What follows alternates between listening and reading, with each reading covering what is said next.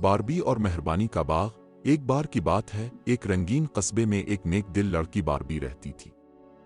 اسے خوبصورت کپڑے پہننا پسند تھا، لیکن اس کی اصل خوبی اس کا بڑا مہربان دل تھا۔ ایک دن صبح سویرے باربی پارک گئی۔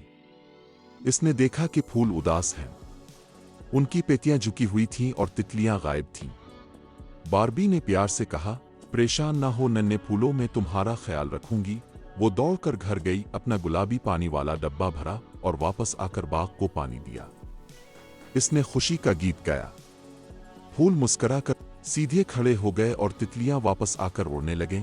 اگلے دن باربی نے دیکھا کہ ایک چھوٹا لڑکا اکیلا بینچ پر بیٹھا ہے۔ وہ شرمیلا اور پریشان لگ رہا تھا۔ باربی نے مسکرا کر کہا، کیا تم میرے ساتھ باغ میں آنا چاہو گے؟ لڑکے نے ہاں میں سر ہلایا۔ دونوں نے مل کر بیج بوئے اور خوشی سے ہنسے۔ اس کے بعد باربی ہر صبح باغ آتی۔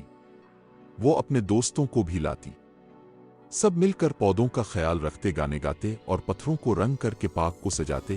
جلد ہی باغ قصبے کی سب سے خوش جگہ بن گیا۔ جو بھی وہاں آتا سکون اور خوشی محسوس کرتا۔